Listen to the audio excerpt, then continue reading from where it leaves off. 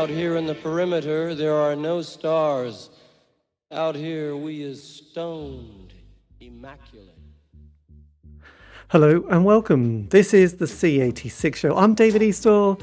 As always, we love a special guest. This week it's going to be the turn of the musician, singer-songwriter and also guitarist. It is the one and only Sonny Vincent, who was in the New York punk band with the outfit titled the Testors, and they played at C.B.G.B's Max's Kansas City. But he also worked for many years with Moe Tucker and Sterling Morrison, playing guitar, members of Velvet Underground, and also has worked with the likes of Scott Asheton and many others. Anyway, look, I'm not going to spoil it because frankly, Mr. Shankly, that would be terrible, but just to say that he has got a phenomenal amount of solo work as well. So if you want to find out any more information, you will. I will give you the kind of a website at the end of the interview. But this is it. After several minutes of casual chat, we got down to that very exciting subject that was the early formative years. Sonny, it's over to you.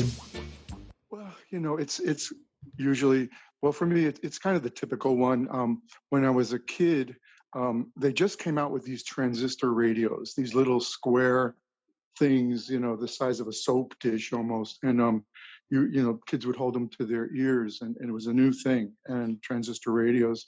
And yes, simultaneously, when that came out, the Beatles came out with their first hits in the United States.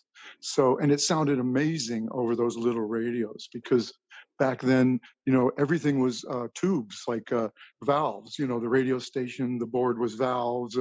The recordings were valve.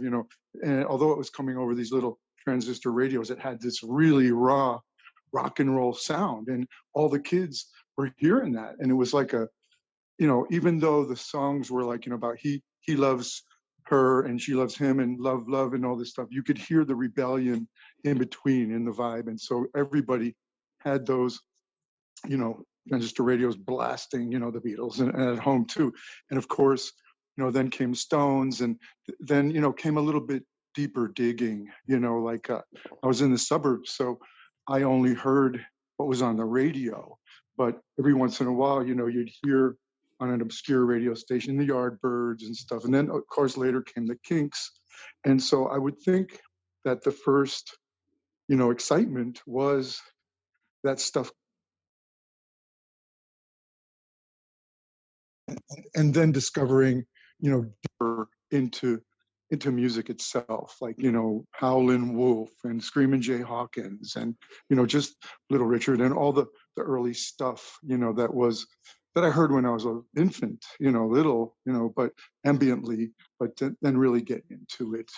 Yes, absolutely. And did you come from a slightly musical family, or did your parents enjoy music and jazz or blues or anything like that, or musical? I just wondered, because some people say, no, my dad was very white, blue collar worker, and we had no music, and other people say, oh yeah, my dad was a bit of a jazz, drummer.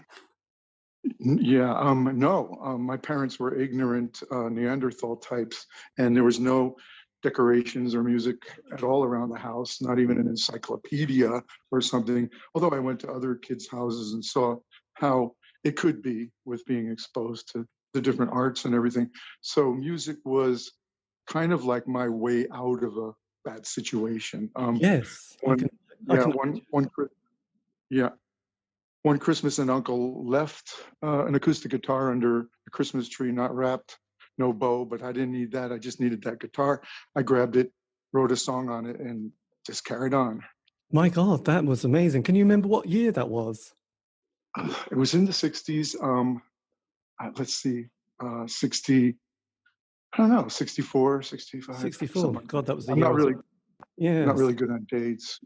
So so you were really the typical, this is kind of, bit like David Bowie saying that, music was his way out of a sort of life that he couldn't bear. So did you also have those kind of ambitions, or at least desperation, which is often quite a good thing as well to have? There was a duality.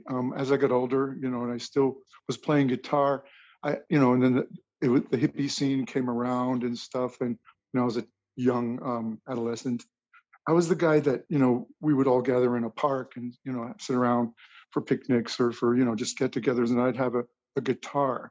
Somewhere in my imagination, I probably was, considering, wow, it would be great to, do something with this. And then later on, I started seeing that more clearly and had sort of an ideation of making music my main focus in life. Yes, because you were kind of, in a way, you were the sort of perfect age to experience the whole 60s world of the first Beatles with their little suits and hair. But, you could tell there was something kind of different to them than what happened, during the late 50s and the very early 60s with the slightly manufactured bands. And then you must have then seen, like you mentioned, the Stones and the Yardbirds and those kind of then the sort of early Who. But then you would have seen that change with that 66, 67 with the Summer of Love and the sort of, I suppose, the introduction of things like the sort of psychedelic world, as well as kind of, you were in New York, so that always seemed to be quite a different scene than the kind of West Coast scene. So did you sort of have that kind of awareness of different, the different kind of quality of like the East Coast to the West Coast and what was going on generally? Yeah, like when I was fairly young and like, I don't know, let's see, around 13 or something, or Oh, wait a minute. I'm going to 13 or just, 12 years old. That was more during kind of the beatnik greaser stage, and that's Marlon Brando in the movies, Wild Ones and all that stuff. So the rebellious kids in my school wore like, straight leg pants, iridescent shirts, pointy shoes, and it was more like the greaser thing, like that movie. What is it? What was it? The Jets and the East Side Story. It's kind of like, right, yes. that kind of a thing, and that's how we were styled and how we connected, like from the bad side of the tracks. Then the hippie thing came along, and I remember seeing one kid coming through the hallway with like a fringe kind of vest on and some boots that went up to his leg, to his knee and stuff. And that was my first thing. And then right along with the evolution of the Beatles, of course, then the hippie thing came, and then we all grew hair and longer and became hippies. But it still had that element of desperation and rebellion. The New York scene wasn't as, peace and love as the West Coast was. And the West Coast was great. And the commitment of a lot of the people to a movement was beautiful. Although a lot of it was like what we called weekend hippies, people that would get wild on the weekend, but in the meantime, they got their money invested in stocks, and they got their hair pulled back in a ponytail, so they're not really hippies. So we were hippies, but we noticed the hypocrisy all around us, which was beautiful when punk came around, because that was the pissed off bunch of us. Yes, well, absolutely. And did you pick up on things like the Velvet Underground? Did they come into your orbit at all during the late 60s, or were they that small that even people in New York didn't meet them? That's an interesting question, because when I was 13, I ran away from home. And I was tall for my age, and when I would meet people, especially girls, that were older than me, I would always lie about my age. So I was 13 and told everybody I was 17. I heard all the groups ambiently, like Moby Grape and Quicksilver Messenger Service and all the kind of crazy bands from the West Coast. In New York, also, I must have heard the Velvet Underground, walking into a small shop or something. But I was at a gig of the Bugs. It was like a kind of an early beat group in New York, and I was at a gig, and after that show, I was tagging along with some people, and I wound up in Andy Warhol's factory. And even at that point, I hadn't heard the Velvet Underground. I just hung around the factory, slept over there for a night, and then split, met some of the people.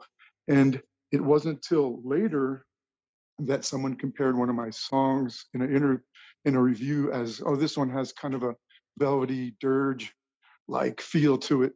And so I listened to the Velvet Underground, focused, and I said, wow, I really love this. And I do feel a kinship with this. And strangely enough, I went on to play with Maureen Tucker and Sterling Morrison on tour for like 7 years, 9 years, and recorded with them. But yeah, it's just something I didn't hear as early as some of the people who might have gone to like art school, and learned about Andy Warhol, and then peripherally, got into the Velvets.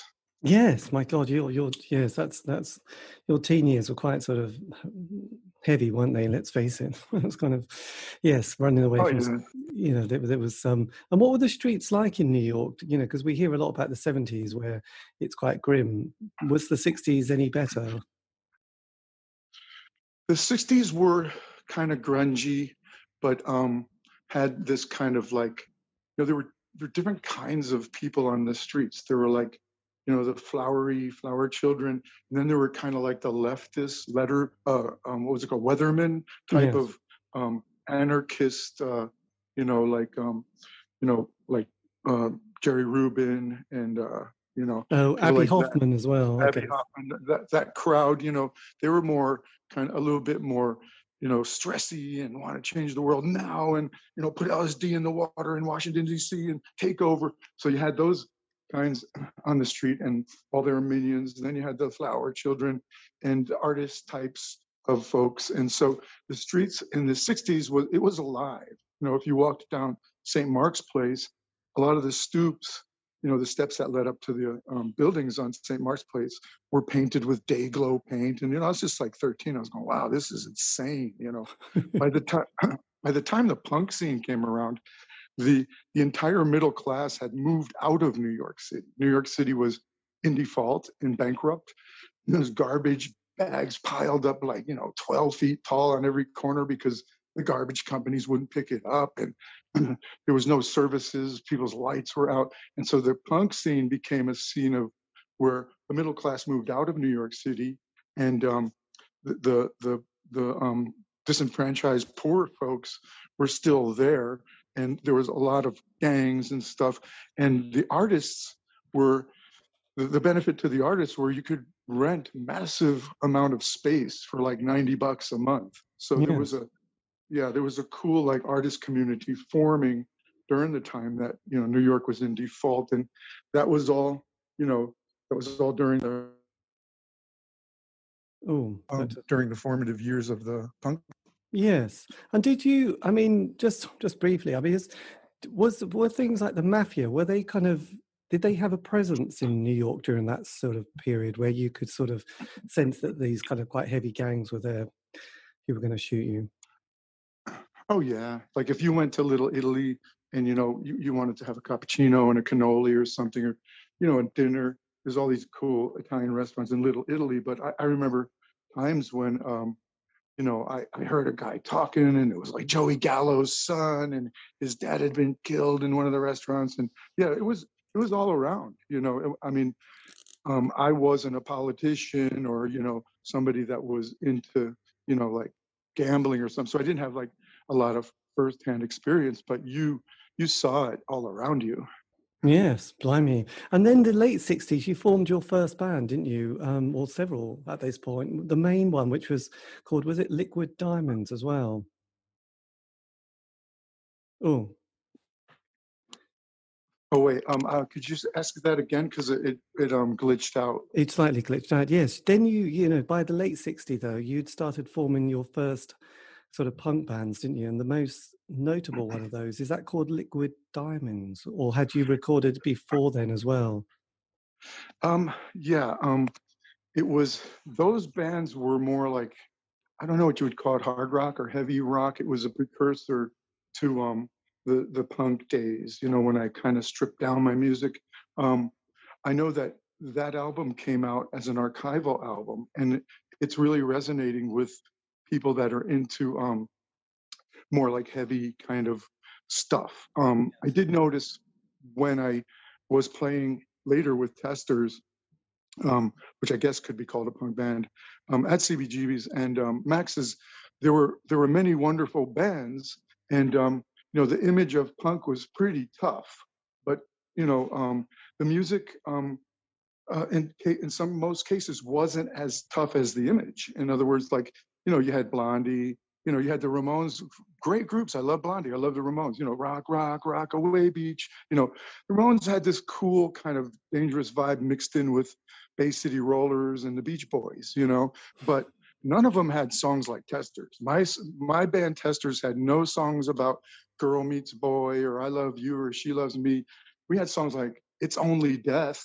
You know, we had like these kind of unfriendly subjects that people couldn't feel all warm and fuzzy and dance to, you know. And so we did kind of have a tough, kind of hard sound, which came from my formative years of digging groups like Hendrix and Blue Cheer. And so it just kind of formed, you know, got into form, you know, like punk. And I mean, the Damned also have a tough sound. I got to admit that. But so like Liquid Diamonds and Fury and Distance, the stuff on that one album that came out a couple years ago as an archival thing, those were all like pre-punk. So they were kind of like proto-heavy, proto-punk. And there was no term for the kind of music that I was doing at that time. Now that that's come out, people have compared it to like groups like Dust and I guess Sir Baltimore, but those are groups I never heard when I was recording those songs. It's just there's a similarity. Because you mentioned Blue Cheer, because I did an interview with Randy, is it Holden, recently to find out a bit about his kind of career, because he was in Blue Cheer during the sort of 60s for a brief time, I think, and then has done other things. So yes, they were quite the band, weren't they? As kind of, I suppose there was quite a Nuggets, you know, that whole Nuggets compilation that we all love has had a massive influence, haven't they?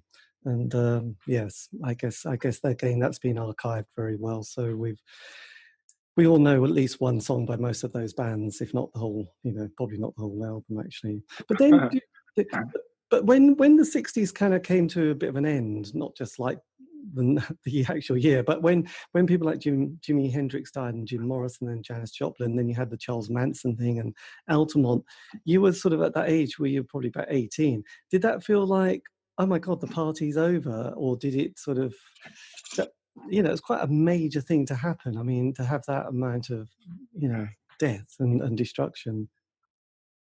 Yeah, it was shocking, you know, for those developments to happen. And like there I don't know, there was a weird dichotomy going on with me and a lot of other people, and I think that's really what resulted in punk, because like a lot of the people making the music, like, and I can't criticize anybody. Like I could criticize the Rolling Stones all day, but if I hear Mick Jagger playing the harmonica, I say, I'm in heaven, you know, fuck it. You know, I don't care what they do, stupid. I love it, you know.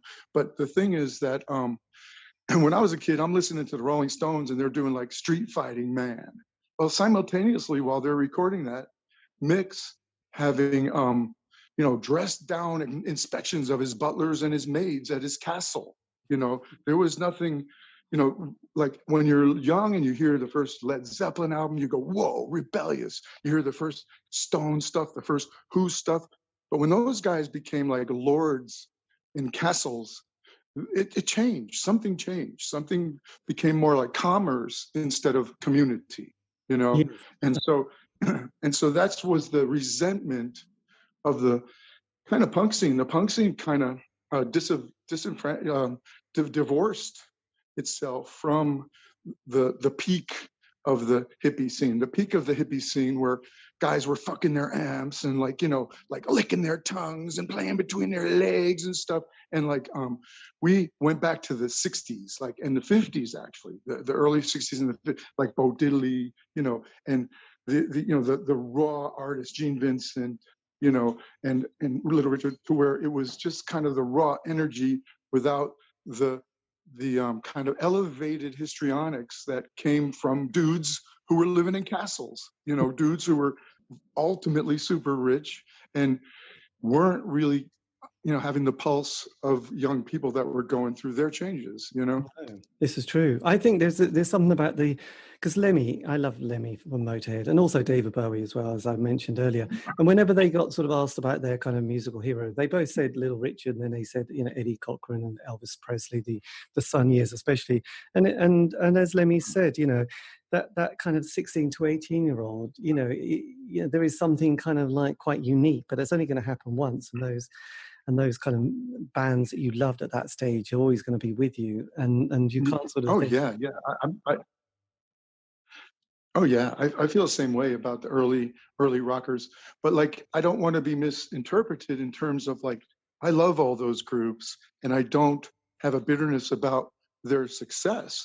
I believe that if I would have had that kind of um, opulence and success, I'd probably been intolerable, knowing myself and knowing my person. Oh, excuse me, I want all the red objects removed from this castle tomorrow, immediately. It's like, I think I would be really a terror, so, you know, I Yes. don't begrudge anything. Everybody has their own story. I don't know some of these people I might talk about personally. So, and I love the music, but Yes. there is kind of a philosophical crack when they all became super rich and we were just kids trying to find our way through life, listening to these spokesmen through their music, and then later finding out, wait a second, you know, there's a crack here. Do you know what I'm saying? Yes, absolutely. No, it's Yeah, that's the kind of that's the exciting part of life, really. So then, as yeah. the 70s progressed, I mean, in the UK, as I mentioned, we had the wonderful world of glam rock, and then we had people like, the first Black Sabbath album, which was a masterpiece, and then obviously, as you mentioned, Led Zeppelin as well, and then the birth of that kind of West Coast rock. But New York, you had bands like Suicide that were started to do their sort of avant-garde, sort of peculiar rock as well. And then with that, there were the sort of the New York Dolls started to appear, and obviously, we had Captain Beefheart and people like that. So what was your kind of next period before the Testors appeared in 75? It's funny you bring that up because it was with groups like Suicide. When I got to the point of having my groups and doing some home recordings and some minimal studio stuff, and we wanted to play shows, by the time we were, in New York, pounding the streets looking for places to play, everything had changed. Like if you looked at Greenwich Village during, the folky scene with Bob Dylan, there was a club on every street in the village, like right next to each other, streets and streets of nightclubs. If you look at the venues in the 60s, for groups like Hendrix, The Doors, and even the Velvet Underground, there were places they could play, like the Electric Circus, and stuff. We wound up playing the Electric Circus with Suicide, and it was my group called Distance at the time. It was Suicide from New York City, and it was this group called the Dogs from Detroit, which were kind of like a cool Detroit MC5 kind of thing. When we got into there, it was very unkempt, the venue. It was a huge kind of venue. Um, it, it reminded me of like a weird eraser head husk of a nightclub that had existed at a former time. And we played the show. Nobody came, like it was this giant dark space with, 20 or 40 people. When the scene then was alive, a lot of people were coming to that place. So New York City, like we spoke earlier, was in default, and like the streets were gangs. The clubs were mostly all gone, and the places you could play were leftover husks from David Lynch's imagination. And it was like, and the only thing that came cool was some like initial shakings, reactions from smaller clubs like Club 82, which was a transvestite bar, and a couple of little places like that to play. But finally, CBGBs and Maxes started to showcase original bands. And that's when the excitement, started to get into gear, where you could play a proper show with a proper excited audience.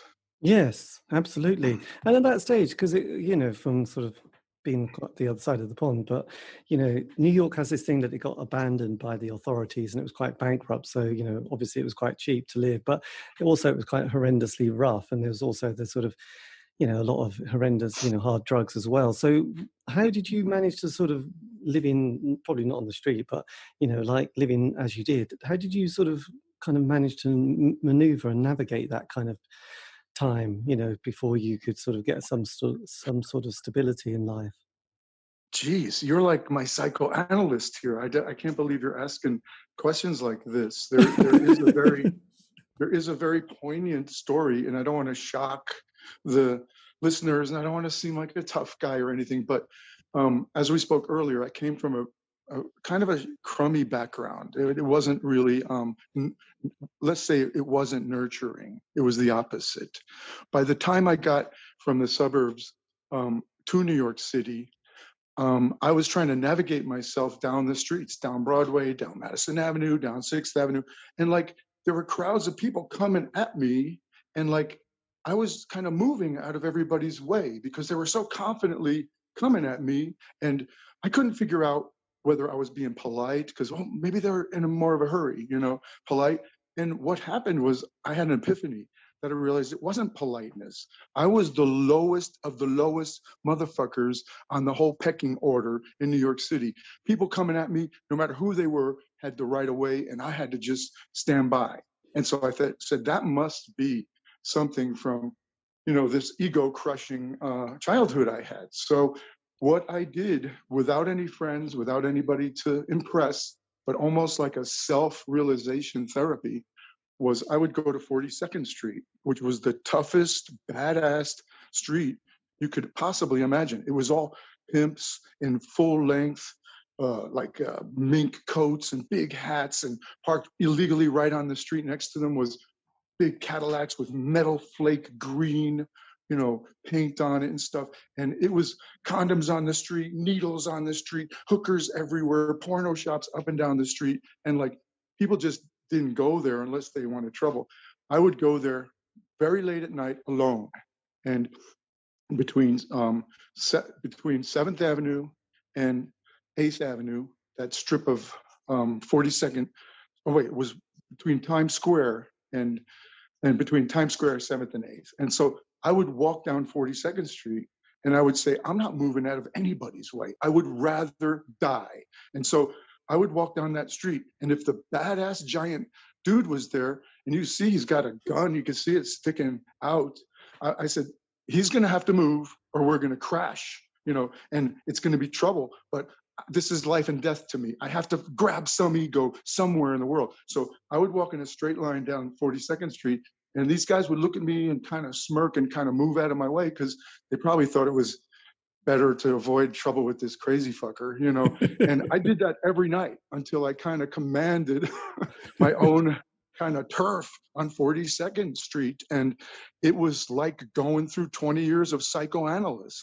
I finally changed my name. And I would say reinvented myself. And the way I was before was kind of shy. If someone stared at me, I was always the first to look away. I was very polite. I didn't say swear words ever. And so I just, and New York City was the best place to build up that way. You had to deal with gangs with knives, very frequently. And there was always these confrontations. So yeah, New York City was like, $100,000 worth of psychotherapy for me. Yeah, well, blimey, it did sound like a scene from Taxi Driver, the way you were sort of describing some of those kind of late night scenes as well, sort of. Yeah. The scum on the streets and all that. I wish the rain would wash these down the gutter and all that kind of.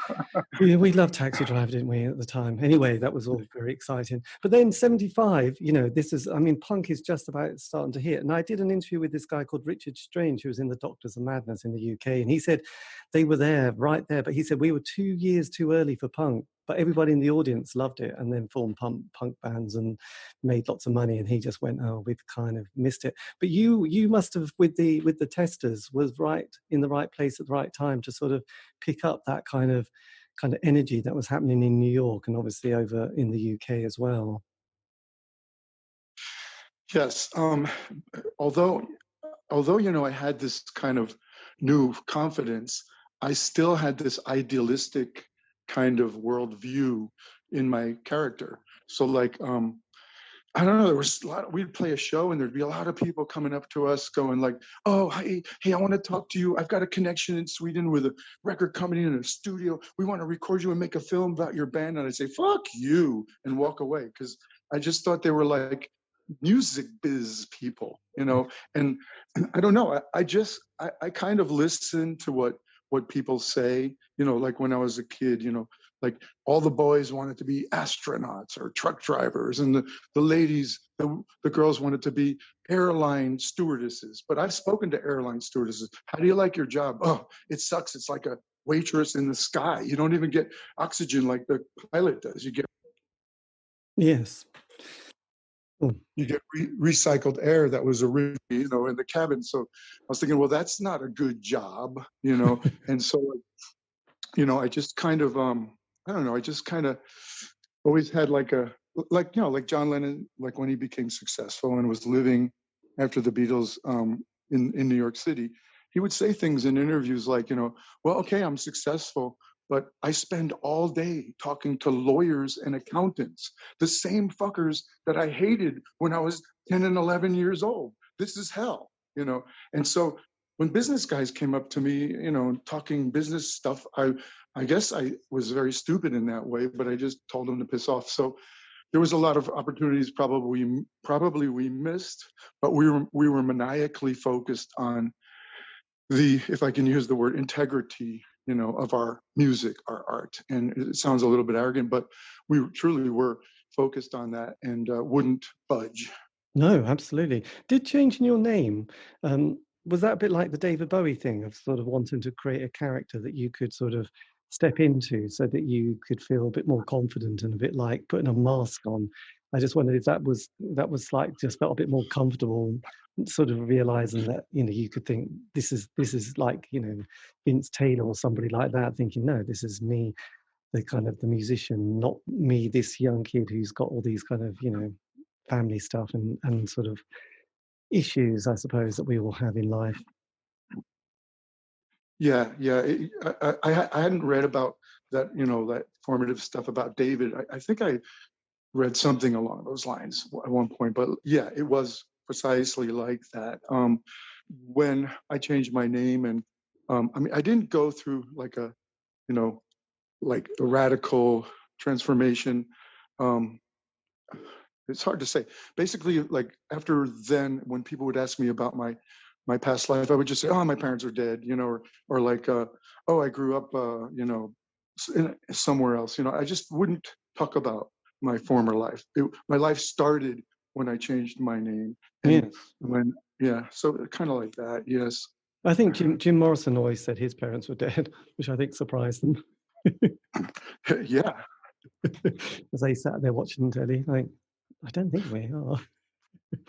Good old Jim. He knew how to make a splash. But then with the Testors, did you eventually get on the record label? Because were you on Rave Up Records? Was this the label that signed you eventually?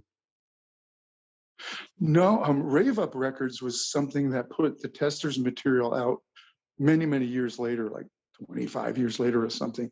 The only thing that Testors put out was a single that was put out by Bleecker Bob. And Bleecker Bob owned a record shop in New York City, and he had the wise-ass mouth of everybody in New York City. People always had trouble with him, but he had a heart of gold. But he wanted to be our manager. But him being our manager meant we had to go into his record shop once a week and hear him scream at us and insult us. And he wanted to put out a single from us, and we chose the song that had the most melody in it, and he put it out. He never told us that it was a big hit in Australia, that in Australia bar bands were playing our song and it was on the radio and bands covered it on their albums. He never told us that, so I never knew it till much later. It's kind of like almost to a smaller extent that Searching for Sugarman's story, like yes. we're a big in Australia, and like a guy wrote me later and said, "Hey, would you like to re-record those songs and put it on my little label?" He goes, "You don't know it, but if you would have come to Australia at a certain time, you would have been like the Osmond brothers. You would have flown from Perth to Melbourne, from Melbourne to Sydney, and you would have had it really made." But Bleecker Bob didn't tell us he was selling all those records down there, so we just were scrunging around in New York. And was that the single called Together? Was that the one that? Yeah, Together in Time Is Mine. I was in a club in London once with this guy Russell Warby, and there was a group called Died Pretty, and they were playing a club in London. And Russell introduced me to the manager. He goes, "Oh my God, when I left Australia, your single was on my turntable." And I was going, "Really?" It's like, wow, cool. But it just goes that way sometimes for musicians, Yes, God, I love that band died pretty. They just, such good guys and still happening. So with having done this show for quite a long time, most bands have that kind of a 5-year narrative, and yours is going to be slightly different, but slightly similar as well. You kind of get together, you make a good sound, you get a couple of singles, and then hopefully an album. This is mostly in the UK, and then you do the touring around because the UK is tiny, isn't it? Let's face it. And then Yeah. it's a tricky second album, and by the third album, everyone's just kind of just had enough of it all. But you split up sort of in the early 80s. Did you? But you must have been absolutely the band in New York during that kind of period with the sort of whole explosion of punk and the excitement of people like Malcolm McLaren coming over from the UK, sort of wanting to find out what this scene was all about.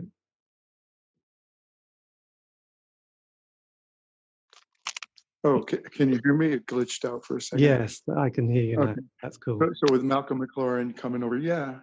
No, but I just wondered because you were there for the 5 years. I don't know if you heard that bit where punk was in its kind of the early years and the kind of the kind of great bit. But like with any scene, by the third or fourth year, things have started to get a bit tacky. But you were there, right? During that sort of golden period of 75 to 81. I just wondered how it was for you, and were you navigating that period during sort of the New York punk scene? Yeah, well, it was very exciting. There were a lot of people who would, get on stage that didn't have the playing ability or the technical prowess to impress, classic rock people, for example, but they had the passion and they had the raw energy, and so that was very exciting. Like I said, it kind of drew back to the the well of the 50s music and the 50s kind of rawness, and so all the bands were very exciting, with some exceptions, but like for example the Cramps, they were playing Max's Kansas City, then they were playing C.B.G.B's, and when they were playing C.B.G.B's they were constantly on audition night. Like Hilly Crystal would say, oh, you guys sound okay, but go home and practice a little bit more and come back. And so basically they kept coming back, but in coming back there were more people for the Cramps Tuesday night audition to see if they're good enough to play CBGBs than were on the Friday night gigs. So they finally demanded that they want to have a normal show on a better night, and they requested Testors play along with them. So that opened some doors for us. Yes. But like I said, I was kind of off the hook.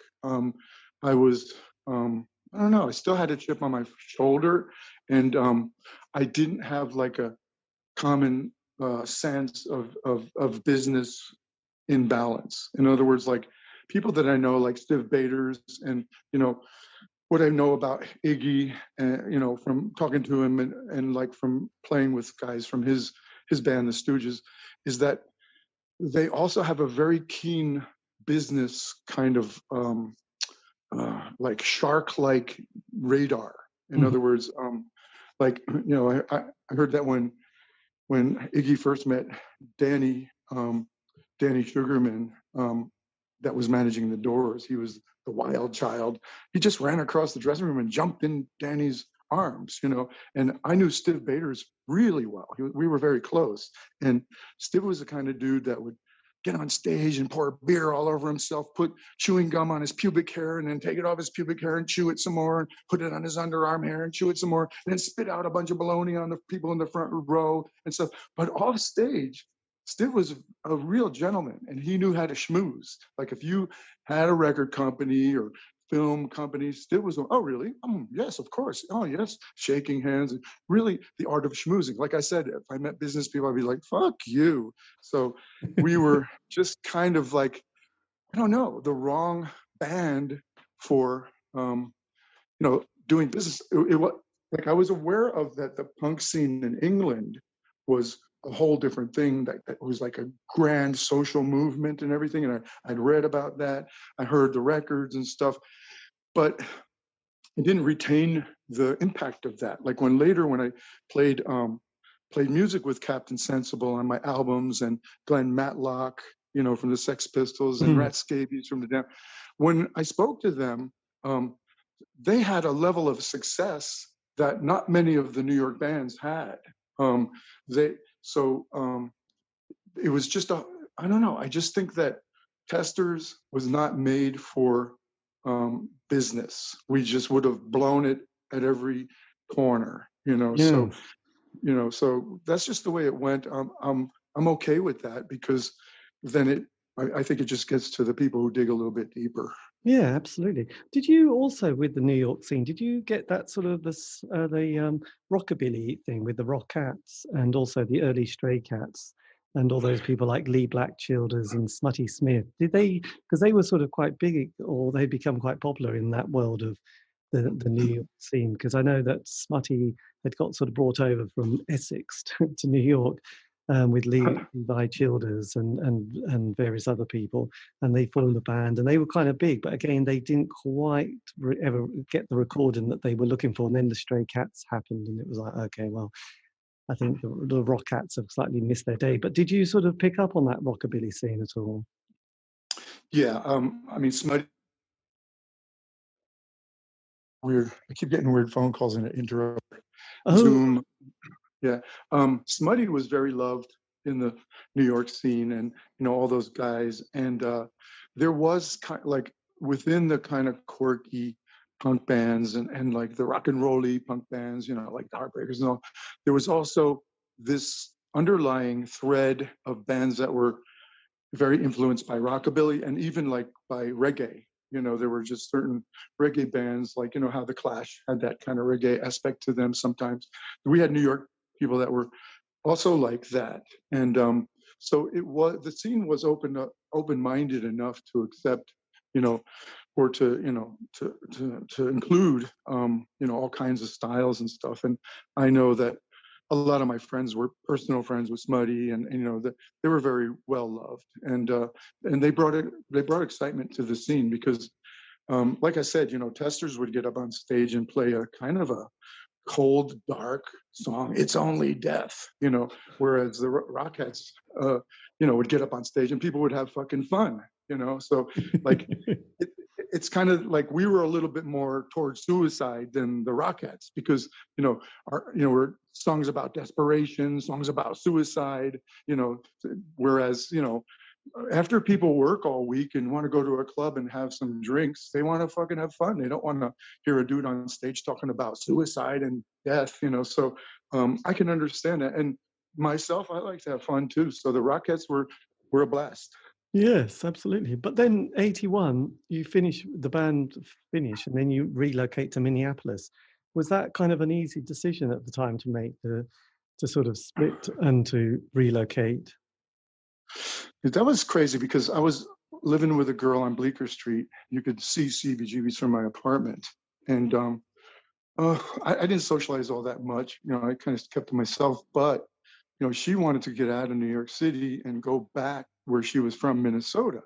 And I said, well, can I get shows there? He goes, yeah. And, blah, blah, blah. Yeah. And everything was like great. And, according to her. And so we packed up, moved to Minnesota. And like, it was like moving to Nome, Alaska at that time in the 80s. It was kind of crazy.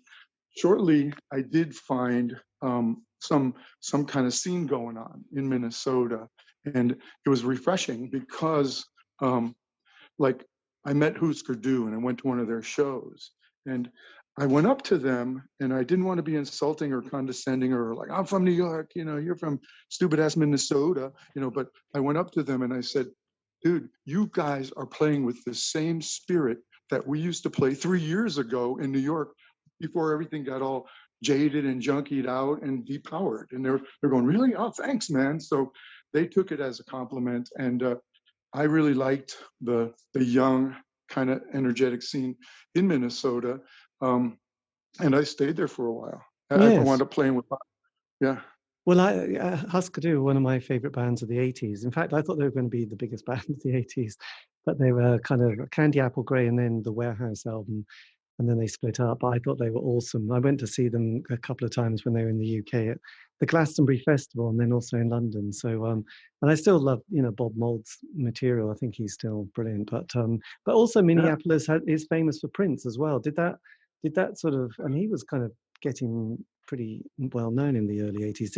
Was that at all evident on the streets and the clubs, his presence? Well, yeah, I mean, it was like in the underground, there's people that like everything, and then there's people who have a kind of a narrow taste, like Boulevard. But Prince was everywhere in Minnesota. It was like Minnesota was kind of like a agricultural state, and it kind of under, like appreciated in the middle of the USA. And suddenly, you have this great, star Prince. And yeah, he was everywhere. I know that Prince was, he wandered into our rehearsal room once. I don't know how he got in the building because it was at night. And everywhere Prince went, you could already know he's coming because he wore like an excessive amount of patchouli oil, so you had kind of a Prince alarm if he was coming around. But I met him. I don't know him personally, so I can't really say much about it, but he was, like Minnesota was going bonkers over Prince. But I think a lot of people were, in their own kind of genre, were going more bonkers over Who's Kadu and the Replacements and, groups like that. Jeezy Queasy, absolutely. No, we loved them. We just, everything they did was just the speed that they made music was just, the speed of their songs was just awesome. So perfect three-piece band, really. But then you relocated at the end of the 80s, didn't you, and went to LA. So did you just have enough of Minneapolis during that decade and felt like a need to refresh your sort of creativity? Well, I stayed in Minneapolis for, I think it was around 6 years. I played in bands with Bobby Stinson after the Replacements kicked him out, and made an album with Bobby. And eventually, I went on tour with Maureen Tucker and Sterling Morrison from the Velvet Underground as like a guitar player, and did that for 9 years while I did my own stuff. And somehow I wanted to move to LA. It wasn't like, oh yeah, I remember. It wasn't like I was sick of Minnesota.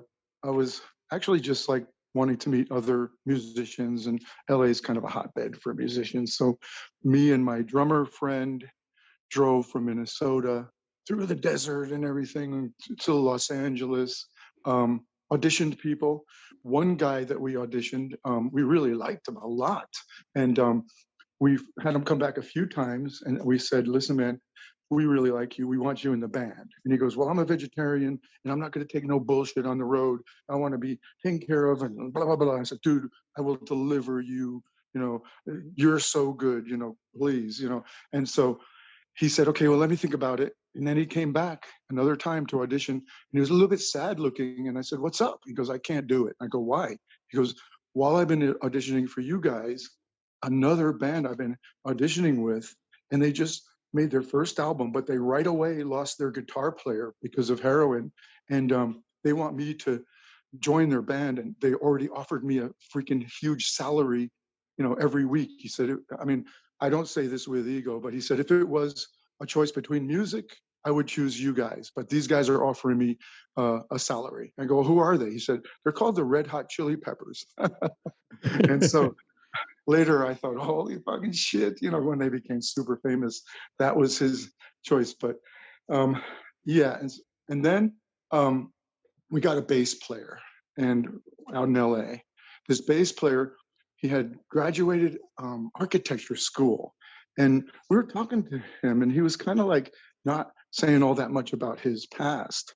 And but it turned out that he was one of the original surfers in Los Angeles. He was a little bit older than us, and apparently some guys from Los Angeles had been to Hawaii and saw the Hawaiian guys surfing on, wooden, surf planks. And they brought that whole scene back to Los Angeles. He was one of the first ones in that small group of excited surfers. And strangely enough, not because he was a surfer, but he wound up playing bass in the Beach Boys for a tour. But before that, any of that happened, in terms of playing with the Beach Boys, I was walking down the street with him in LA, and I said, Ernie, what was it like out here during those Charles Manson, murders and stuff? He goes, oh, that was shocking to me personally. I go, what do you mean? He goes, I was in a band with Charlie Manson. And I go, what? He goes, yeah, you see that newspaper machine there in front of that diner? He goes, that diner, I used to eat breakfast there every morning. And he goes, before I would go in, I'd buy a newspaper from that machine, and I'd go in and sit down and have breakfast. On a particular morning, he said, I opened the machine, and there was a full frame picture of Charlie Manson, who'd been arrested in the, Sharon Tate, LaBianca murder, and so I said, what? You played in a band with Charlie Manson? And then he told me the whole story, and very strange connections, because when I was on, when I was on leave from the Marines, I was in the Marine Corps for a while. I was forced in there for smoking weed. And I was on leave one day in Camp Pendleton, and I was in Oceanside, California. And there was a black school bus. And on the school bus was some white writing. And I thought, oh, that must be like a evangelical kind of like Christian bus where they travel around, because the words were about the world and God and reality and stuff. And that's what my first fix about that bus was. But then I met some of the girls that came off the bus, and they said, hey, what's up with you? I said, oh God, I'm in the Marines, and they're going to send me, Westpac orders, and I don't want to go. And they said, well, come with us to the ranch. And like, that's it. I didn't go. But years later, I got this book by Vincent Bugliosi, and it had a picture of that bus. And like there's too many connections to Charles Manson that I feel comfortable with. I played with a guy that was in his band. I was invited to come on the bus. I don't like it so much. My God, that was, yes, you were that close, weren't you? Jesus, Yeah. that was a bit of a moment, isn't it, Charlie? Yeah, I did. I always remember Neil Young had quite a funny story. Well, he told it in a way which was very deadpan. He said that, he said Charlie had a lot of, because he did a lot of, albums, or he got a lot of, like sending off his music to record companies and getting rejected. And then Neil Young just looks and says, yeah, Neil didn't take rejection very, very well. And I thought that was a bit of an understatement, really, wasn't it? He sort of... yeah. I mean, the music isn't even that bad. I don't know. Too bad he didn't. Maybe if he would have got picked up by a record company, he if only they'd signed insane. him for some label and just said, yeah, play your folky music. That's fine. So, did you stay with Ernie that much after that kind of moment on bass? We played. We recorded a couple of songs. We hung out in L.A. and rehearsed and stuff, but it didn't really develop into a set band. We were thinking of putting something together, but later, because it's such a fantastic story. I looked in my Wikipedia and it said, yeah, Sonny played with Mo Tucker from Velvet Underground. Sonny played with this person, Captain Sensible from The Damned and stuff. But I said, oh, wait a second, it does not say I played with the fucking guy who was in Charles Manson's band. It doesn't say that. So what I did was I contacted Ernie and did a whole kind of WordPress interview with him, and kind of interviewed him to do reminiscence of when we were together and how that all came together, to just kind of make people think I'm not making up a story or something. It does sound kind of outside reality.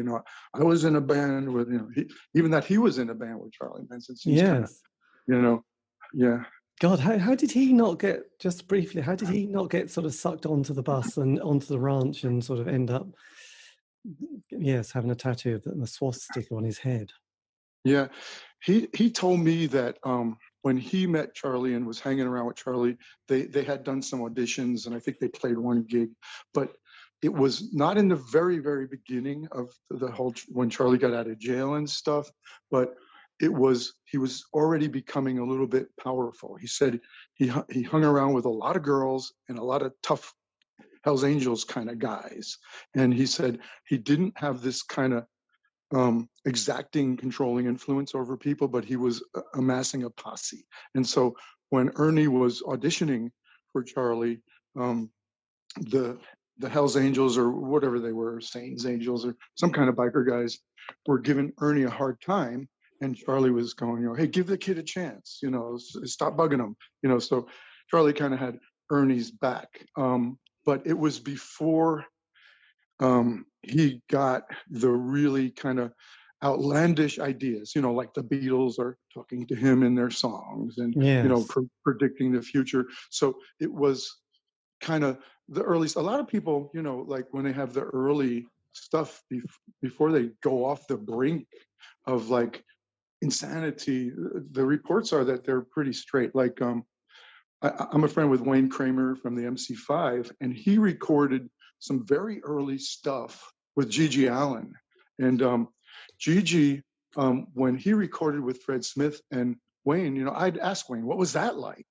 Because I only knew G.G. Allen from, the typical thing of the crazy stuff he did on stage. And so he goes, no, when I recorded with G.G., he was just kind of looked like a new wave kind of kid, and he was very excited about rock and roll and very dedicated. And I said, oh, really? So there's a certain point where, some people go off in a Yes. different direction. And I think that, who knows how far some people will go. Do you think it was kind of one too many acid trips that sort of knocked quite a lot of people over the edge, and then they never come back, or they become much more deluded and paranoid? It could be. I think that for some people, taking a lot of acid trips, if they're vulnerable, in a certain way, it can affect them. I think some people, I don't know. It's like Keith Richards said in a Rolling Stone interview. He hadn't done an interview for a long, long time, and I think it was in the '70s somewhere. And they're going, well, it must be great, being in what's called the world's greatest rock and roll band. He goes, it's been a hard slog, dude, keeping on top. And then they go, well, what about all the drugs and the mansions and stuff? He goes, the drugs? He goes, yeah, I've done them all. He goes, but I'm not recommending it. I'm from strong stock. He goes, most of my friends who did drugs to the velocity of the amount of drugs that I did, they're all dead now. So yeah, some people, they take acid and it just kind of makes their brain into some kind of pachinko machine that just misfires. But I know people that experimented with it, and it expanded their kind of way of thinking, but it didn't make them think they're God or something. No, that's just one trip too many. But then look, and in the 90s come around, things change again, and you relocate to the Netherlands and Holland and Europe. And so how did that sort of jump? Because that's quite a big moment, isn't it? And during that time, sort of international flights and just relocating seems a bit more of an adventure, I suppose. Yeah, that's got more to do with a horse, a gun, a meeting at OK Corral at 12 noon, and a woman. It's like I was on tour with Mo, and there was like I was getting a great reception in Europe, like to myself and to my music. Mo was encouraging me to pass around some demos and stuff. So it was a pretty good reception. I met somebody, and at a certain point, I just decided to go to Europe, and I loved it because, like I said, from my background as a kid, I never even thought I would go to a place like Europe. From my experience, like later, I was married to a art professor, and her friends would come over to the house once in a while, and they'd bring photo books sometimes, and we'd sit at the kitchen table. Oh yeah, that's me in front of the Eiffel Tower on my student Eurail pass. That's me with my backpack in front of Big Ben. And it was like a rite of passage for American graduates to go on this European journey. And Yes. I would look at I'd look at the pictures in the book, and I'd say, I'll never fucking go there. I'm a street kid from New York. I've got zero education. I left school at like the end of the 6th grade. There's no chance. And Mo Tucker brought me to Europe. Yes.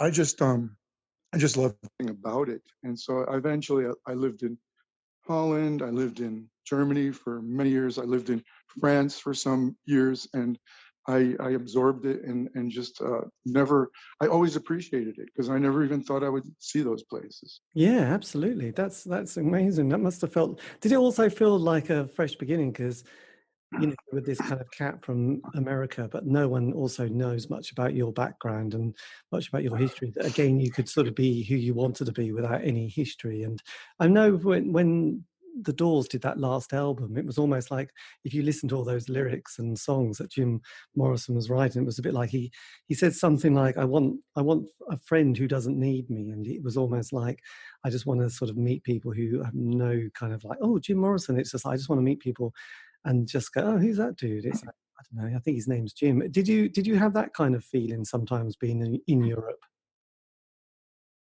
Yeah, definitely. But it worked in a good way, because throughout it, I was still pretty young and I was pretty much like a wise ass, like, so we'd play Germany and like, the promoter would come up to us after the show and goes, your contract says you will play for 1 hour complete.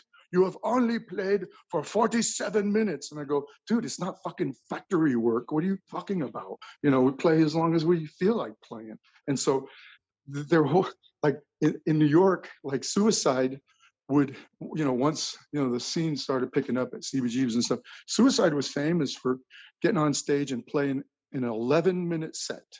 And if you were so uncool and unarty and unaware that you would complain about their 11-minute set, that meant you were dumb. You were just not in the loop. You were just not getting the picture that 11 minutes of Suicide breaking planets in half and destroying the universe is better than 2 hours of some jam band, Yes, absolutely. And working with Mo Tucker and then Sterling as well from the Velvets, was that a bit of a surreal experience at times?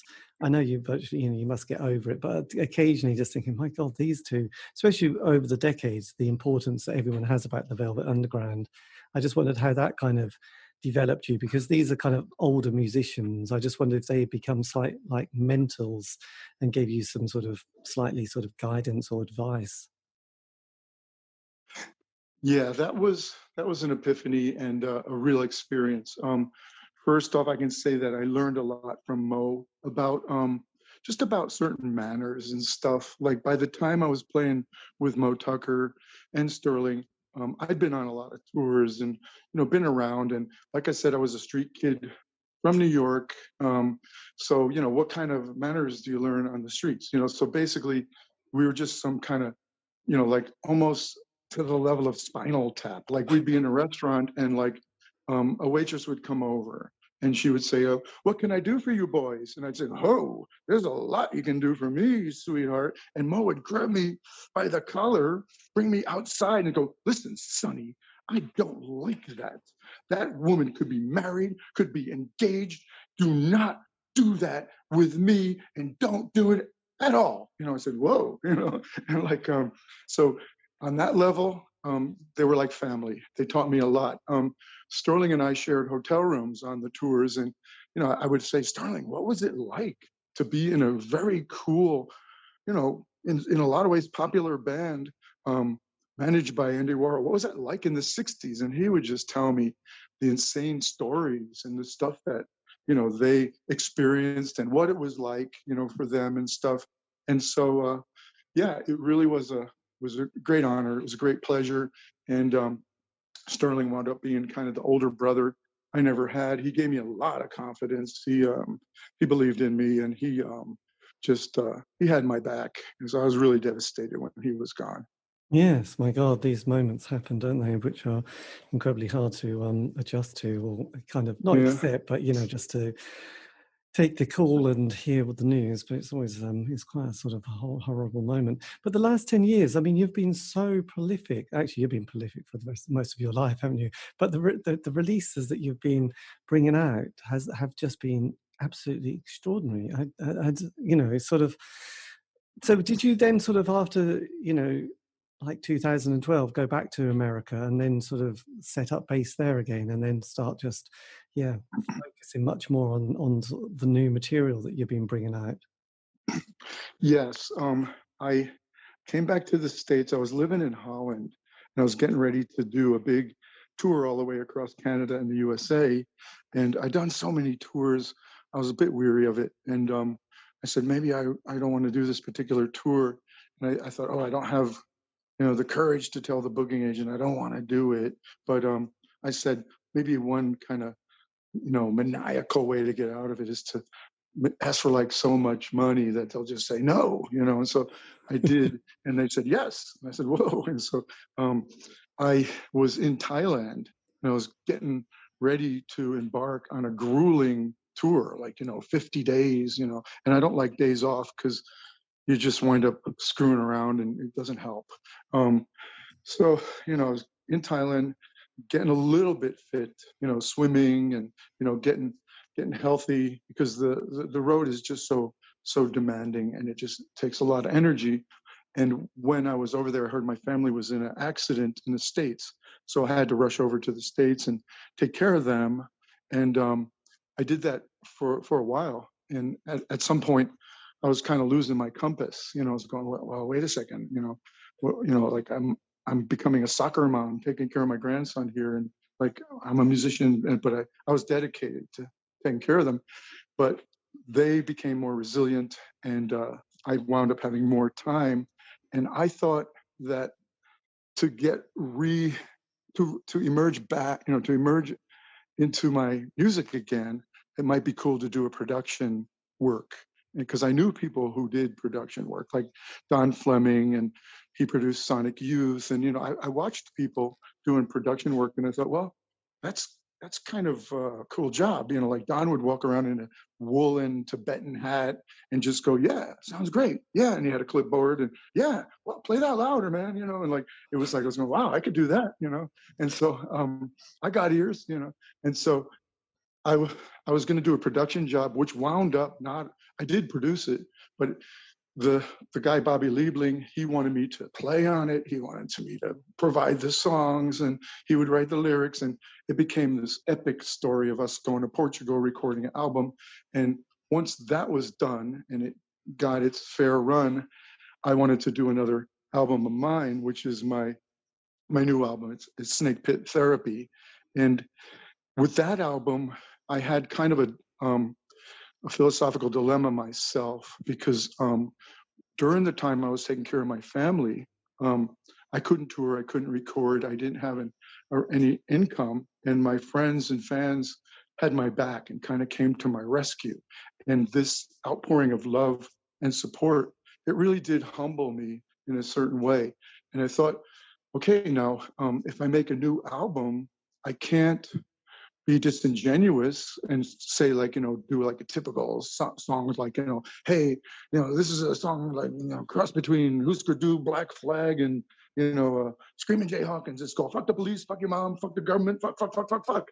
I thought that's, I feel different now because people treated me well, and so my new album, it does have songs that are desperate and feeling disenfranchised, but there are a few songs on there that have affirmations and are kind of like a love letter to my friends and my fans, and I wanted to offer them something that had a little bit of like affirmations, like something a little more positive than the dark stuff, Yes, my God, this has been an amazing period, hasn't it? And this was also released on a Finnish label as well, wasn't it? Which was kind of, how did that sort of come about? Having such a sort of, I don't know, such a sort of a label from Finland. Yeah, there was a guy that was on the album I produced called The Limit. The album's called Caveman Logic, and he was one of the guitar players on the album along with me. And he, I said, hey, look around, for a label, and he knew the people at Svart in Finland. And then I was talking to a guy, Pellet, who was Pentagram's manager for a while, and he's a really cool guy. And he also was talking to Svart about this same album, and they were telling me that Svart's a very honest label, that they do really great packaging. They put extra care into the packaging. They're not just knocking off copies of records to only market them and get them to move. They put some care into it. And over my lifetime career, there's been a lot of record companies that don't send me statements, that don't tell me how many they sold, how many were pressed, and how much they owe me. They just kind of don't communicate, so I've been ripped off. So the prospect of going with an honest company was very, exciting. And so they put out that album I produced, and then afterwards they put out my new album, and I'm really pleased. They really sort of take care for their artists. Yes, absolutely. God, I must admit, your body of work is absolutely extraordinary. Have you managed to sort of keep some sort of archive or tracker of everything that you've done, so that it's kind of available, or is it just kind of quite impossible to do that? I think on my Wikipedia they've got like a discography, and like it's not complete, but it's mostly all there. And I don't have copies of some of my albums, but I do have some of the masters in my hard drives and stuff like that. Yeah, I just basically, like an artist friend of mine told me once that, creating is holy. And that really kind of defined what I've been doing my whole life. Is I really enjoy the act of creating the music. Even like I'm very uncomfortable with other aspects of it. Like once I was on a tour of Europe with Ivan Julian from Richard Hell and the Voidoids and Bobby Steele from the Misfits. Those guys were both in my group at the same time while we did like a very long European tour. We did a very exciting show in France, and afterwards people were buying the T-shirts. Unfortunately, the T-shirts had a picture of me on it. There were all people running around with picture of yourself on a T-shirt, and you're going, oh God, And it's like then we wound up at an after-show party, and me and Ivan were sitting in these kind of like upholstered king chairs, like thrones in a living room. On the walls at the guy's house were posters of me. They were playing my music, and then there were 3 French girls all like dancing in the middle of the living room, all slinky and sexy with my T-shirt with my picture on it. And I was getting like a weird Sonny feedback. It's like I didn't really dig it. I just thought they don't even know me. It's like, and I don't resonate to this kind of attention. For me, if I play a show and somebody goes, "Great show, Sonny," that's enough for me. It's like, but this whole thing. So I took a taxi and got out of there. But like, yeah, it's like it's just different than people could imagine. There are people that are like sponges for that. It's like they like to Yes, be but observed. it's going to end in tears, though, if you need that sort of a kind of recognition to feel good about yourself. It's a bit like a bad drug, isn't it? Sort of fame. But does that mean that you're going to sort of play some? Do you still, are you planning to tour at all in the next, 12 months at all? Is sort of live dates a possibility with you now? That's what I hear. People want me to play shows and festivals and all that, but for the moment I'm just kind of still writing songs and creating stuff. But I don't know. I have to see what develops, what kind of offers will drag me onto stage. It's like it's a lot of commitment It is. from me because Did you have a band for the last album, by the way? Or were you playing most of the instruments yourself? I just wonder who else you had on there. I had like a like recordings with a drummer and a bass player for 90-something% of the songs, where it was consistent throughout.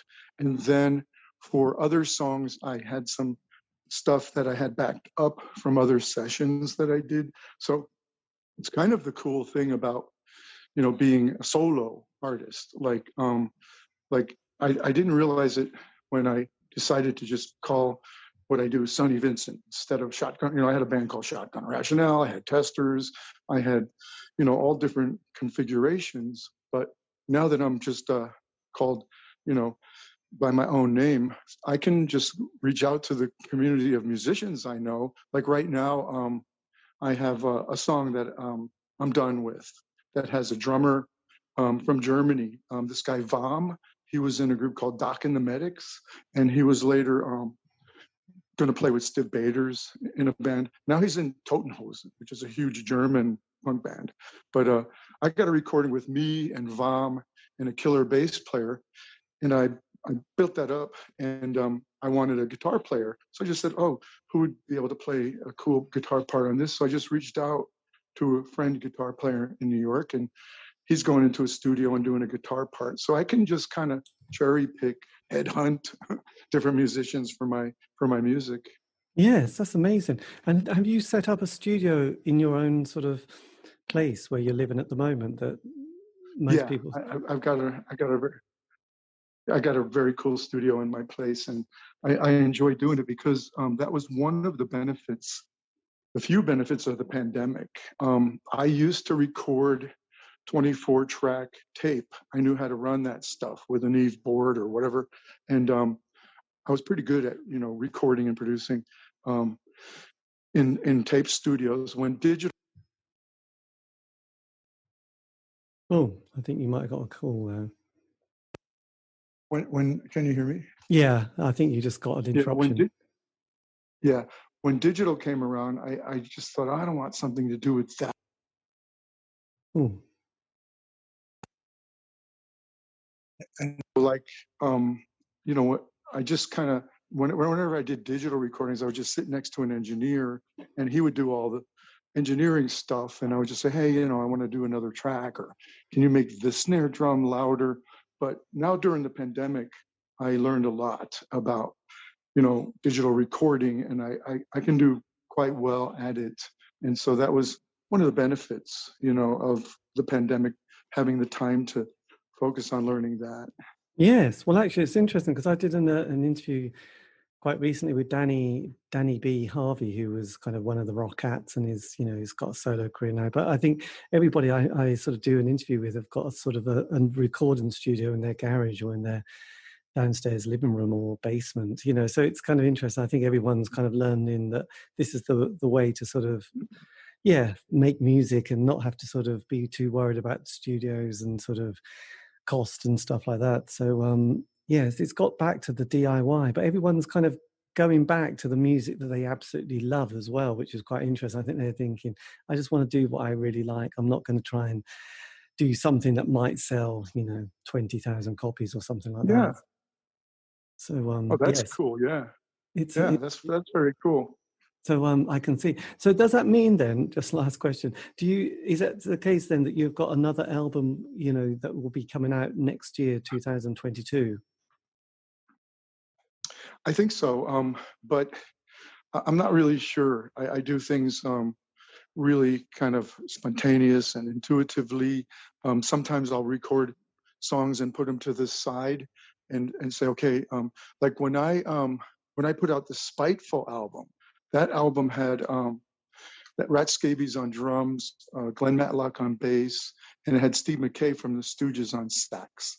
And like, it was kind of a mid-tempo album. I like mid-tempo, but I also like the speeds of Husker Du and Dead Kennedys and stuff like that.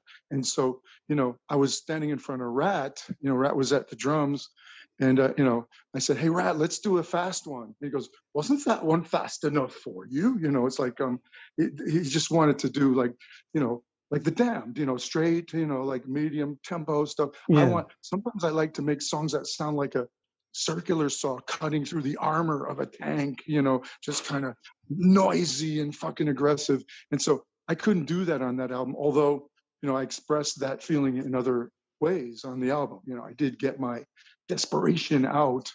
But before I released that album, I made another album called Cyanide Consomme that has a lot of those kind of songs on it. And so I made sure to release the one with the really fast kick-ass songs first, and just kind of anticipating, like, I don't want people to say, well, Sonny's getting a bit older here, he's put out this song that's all medium tempo, like, I don't like that because, but I do know the mentality and human nature. So I put out, even though they were recorded in reverse timelines, I put out the fast one first, let that sink in a little bit, then put out the medium tempo one, and then Yes, that's awesome. I just, I'm just, yeah, your productivity and ability to create is just absolutely extraordinary. I mean, it's just, it is one or two albums a year, apart from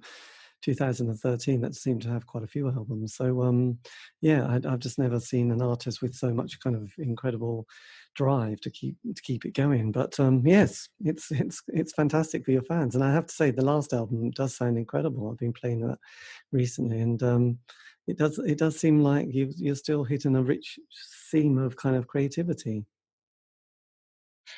Thank you. Yeah, I'm just lucky. I'm blessed in some ways. And I I don't know how to explain it.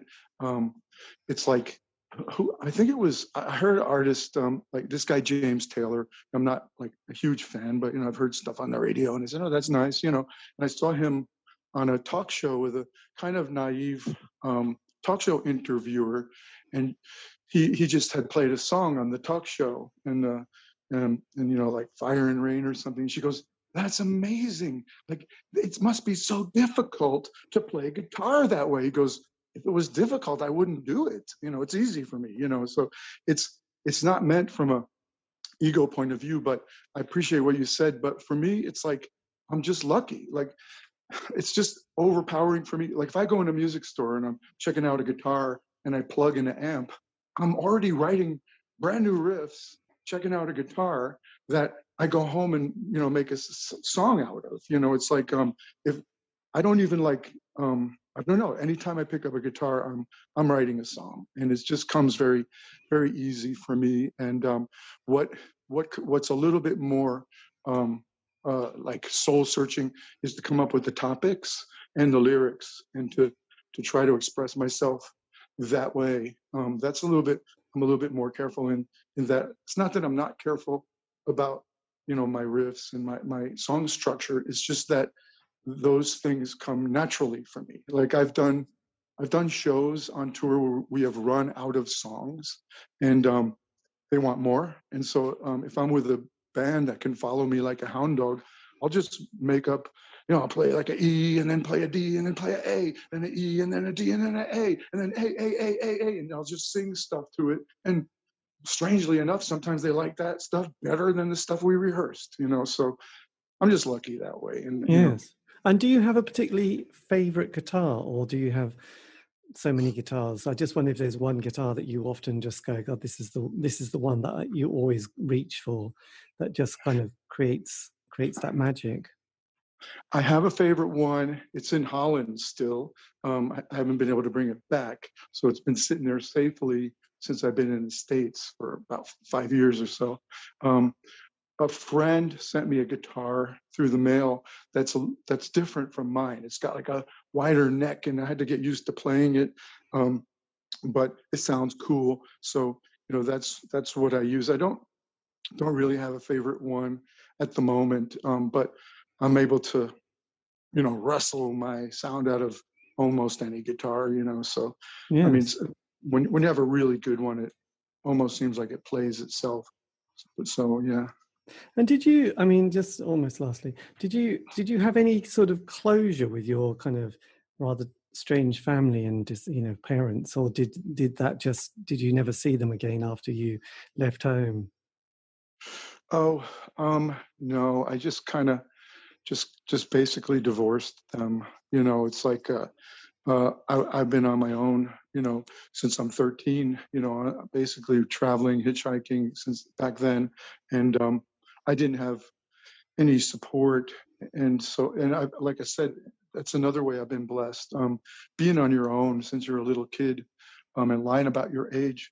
I never got in situations where people were scamming on me or trying to abuse me.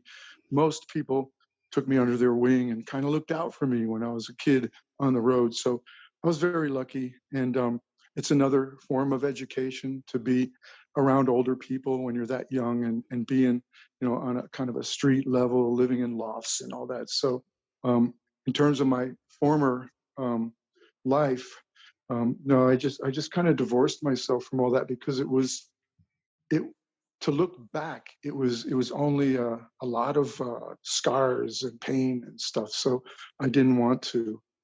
No, my God, don't blame you. And just, I mean, if there was something you could have said to your, like your 16 or 18-year-old self starting out, I mean, obviously we're starting out a bit earlier than that. I mean, is there any little advice that you would have just whispered in their ear, or a bit of wisdom that you'd have thought, oh, most people say, well, I just do it all again almost. But, sometimes people say, oh, there is one thing. Yeah. I don't know. It depends on what day that question's asked. Today, I would say, like, if I was looking at my 16-year-old self and my 16-year-old self is looking to me for advice, I would say, dude, it's a fucking ball of madness. Don't ask me, just figure it out as you go along. Yes. But maybe I would say, don't mouth off to the police. They have guns in the US, like just practical things, but like in terms of philosophical things, I would say, like, just be strong and just, treat each person you meet as an individual. Don't put them in a box and put them in a country or put them in a race or put them in a gender, and just, just do the best you can, man. And it's a fucking ball of madness. It's a ball of madness, isn't it? But look, Sonny, thank you ever so much for this. This has been amazing and just amazing to speak to you, because your story is beyond anything I'd imagine. So that's brilliant. And if you want, I can always send you the link, and you can always kind of use it elsewhere if you so care, because sometimes people post it elsewhere. But I really appreciate it. Yeah. It's been amazing. So thank you again for your time. And, thank you for having such great questions. They're really helpful, that my history. One guy recently did an interview with me and said, what was it like when you first encountered punk? I was going, what are you talking about? I practically invented it. It's like, I didn't encounter it. It was that. And like, appreciate your questions, and feel free to, sculpt the interview into a shape that, you think has the most impact. And thank you very much. Yeah, no, well, look, thank you, and take care, and have an amazing day and winter. Okay, take care, Sonny. I'll let you go. But yeah, amazing. You can send me the... And that was me in conversation with Sonny Vincent, talking about life, love, poetry, and all that other groovy stuff. And yes, he has got a website which you should check out, or I think on social media. But if you just go to or Google Sonny Vincent, you'll find out more information. And like I said at the beginning, hopefully you're paying attention. He has got a lot of solo work available and out there. So a massive thank you. Also, if you want to contact me, you can on Facebook, Twitter, Instagram. Just do C86 Show. And all these have been archived. You can find those on Spotify, iTunes, Podbean. Lucky you. Anyway, look, have a great week. Stay safe.